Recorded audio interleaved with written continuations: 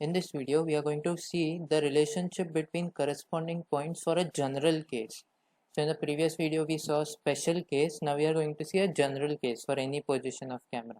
And further, we are also going to talk something about the infinite homography matrix. So we'll see that. So this is the general case. So now we can move the camera as we want. There can be rotation, there can be translation, there can be anything. Also the two intrinsic camera matrix might be different for the two cameras. So let us see what kind of equation do we get for a general case. So it's quite simple. So this step is quite the same because this is the camera at origin. So here the camera center aligns with the 3D origin of the world. So because of that, this camera remains Ki0. So the derivation for this is quite similar, or in fact the same as we did for the previous case. Let us just briefly go through it. So we have x is equal to px. So any point x over here will be given by the projective matrix P. This is the camera matrix or projective matrix for this camera. So this small x is nothing but P into capital X. Okay, now just substituting P, so we get Ki0 x. So x is this point, Ki0. Now if you multiply this, what happens is this 0 basically cancels the homogeneous coordinate 1 that we have. So if you see this case, so here this is the 3D space coordinate x y z 1 because it is homogeneous. And now you will see that if this thing is 0, this whole vector is 0 and these have some values, so what will happen is these will get multiplied to this, and there is a 0 over here which will cancel this 1 basically. So what happens is you can now denote, just remove this thing because this is an identity over here, and you can have a x cap over here where x cap is inhomogeneous coordinate. So I've just removed 1 from here, that's it. Okay, and you'll see that this is k into xyz. Now I'm just taking this other side, so this becomes k inverse. So this comes here, xyz k inverse xyw. Now I'm just doing a small change over here, so I'm doing w by w and multiplying w inside, so I get this kind of a thing. And you will see that this thing over here is actually the point, image point over here. So this x can be denoted as x by w, y by w 1. That is the whole what we say, the whole logic of homogeneous coordinates. Oh, again there is this one is actually a single one, it is not a bold one, please take this. This is a element one, a scalar one, this is not a vector, so it should have been a normal one. Okay, so this is what we have, and then z k inverse. So now this w actually maps to z, so this w is equal to z actually. So we can just write z in place of w, and we get this pretty equation, x cap, this thing x cap is equal to z k inverse, and this is x, our image coordinate x, right? So that was about the first camera. Now if we go to the second camera, this camera, so now what happens is the second camera equation is this k dash rt. Now there is some rotation and there is also some translation, so that is our second camera. Now if you just put that over here, you get this kind of a form. So now I can just denote this as x cap and a 1 because this is homogeneous equation xyz1, and this is just xyz and a 1 below, and just multiplying this like this. So I have k dash, this x will get multiplied with r, so I'll get r x cap plus this t gets multiplied with 1, and there is a k dash sitting here, so I have k dash t.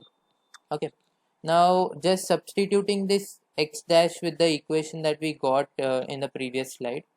So now this x dash becomes this thing z k inverse x. So z is a scalar, so I can just take it outside. There is k inverse that comes over here, r is just here, and there is x that comes over here. So now just doing the same thing with x dash. So x dash is this. Now just basically doing that w thing. So multiplying with w dash, divide by w dash. putting the divide inside, so I get this form. So now this is nothing but the actual image point over here, the image coordinates. So this is that image coordinate, and you have a w dash sitting over here, and it turns out that this w dash is also a z, the depth, so that can be replaced by z. So you get z x dash is equal to z this thing. Now you can just divide by z on both the sides, so you get this equation. So this is our main equation relating x with x dash, that is the two corresponding points when it is a general case. So here you can have any rotation of the camera, any translation of the camera. So general case of the relation is like this. So now you can see over here that this thing actually has two parts. This is the first part and this is the second part. So now we'll see some important insights on these two parts. So this is all for the general equation. Now let us further dig up some intuitive and important understandings of what actually these parts mean. Let's see. So this is something related to the infinite homography, H infinity. So what is this? So if you just see this matrix, this part over here, so K dash is a 3 cross 3 matrix, R is a 3 cross 3 matrix, K inverse also is a 3 cross 3 matrix. So it turns out that this whole thing is a 3 cross 3 matrix, and it can be denoted as something called as H infinity. Why? We'll see that in a moment.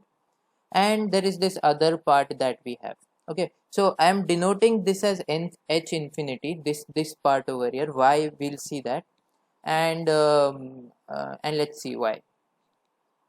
Okay, so let us put a special case over here, putting the z, this 3D point z as infinity.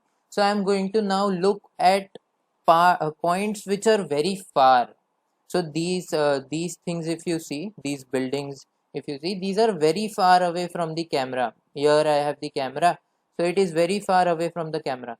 So this equation can work for those points for which z is very close to infinity. So this term will basically vanish off, and you will only get this thing. So you can see that for the points that which are very far away, so for the far away points, you can just relate these points with, say, these points over here, just with this matrix over here.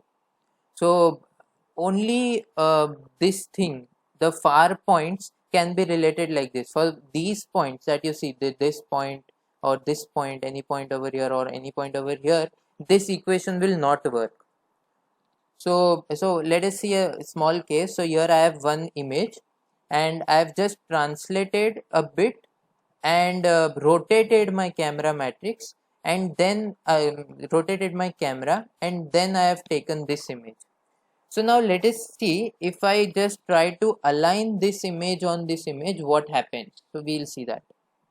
So here you can see that I have aligned the first image on the second image.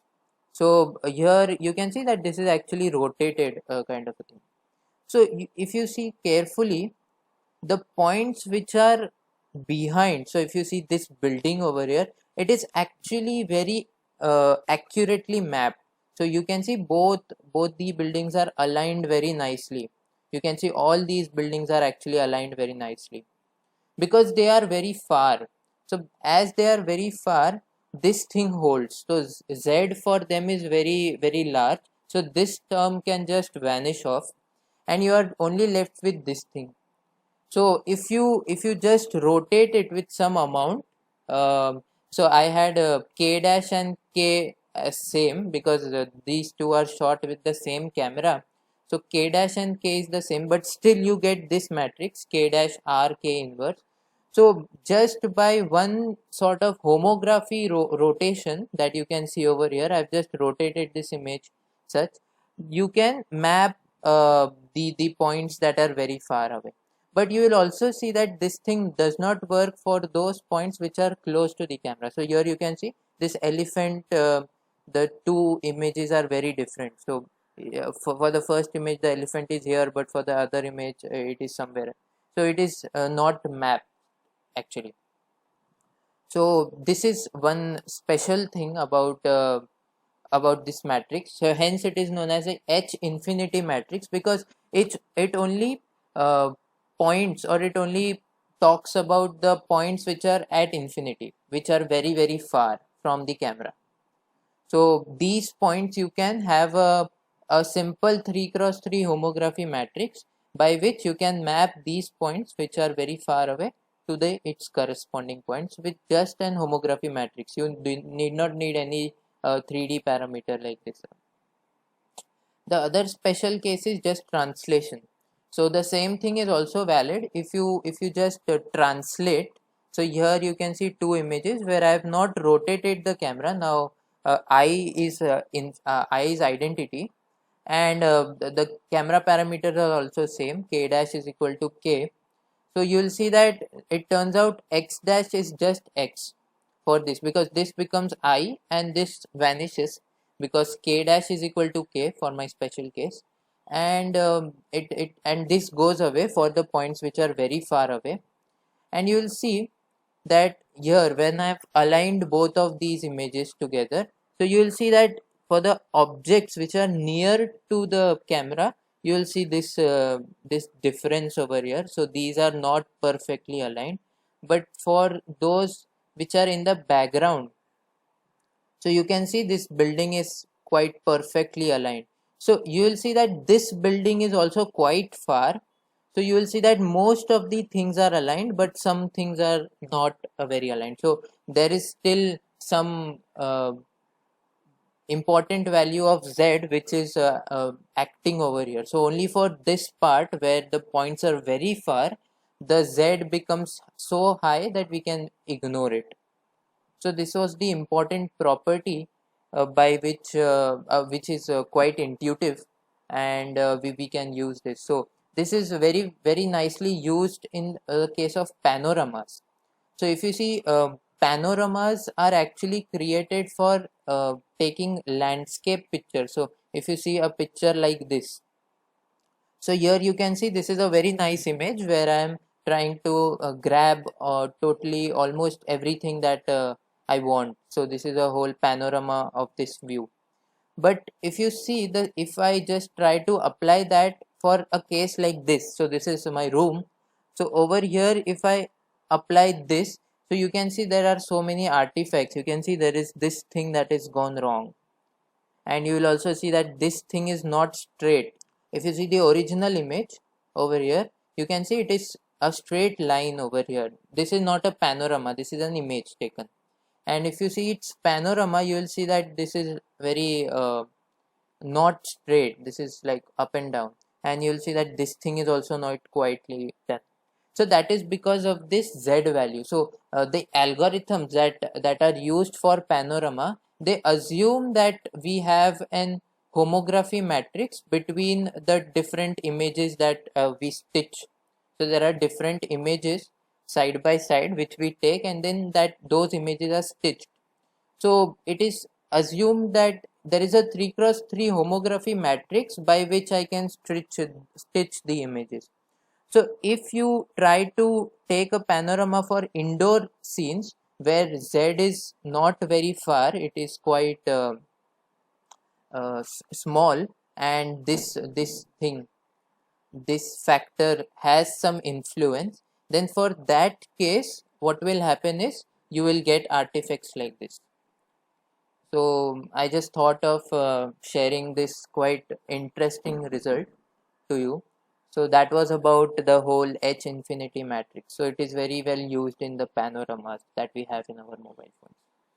So that's all for this video. Thank you so much for watching. Thank you.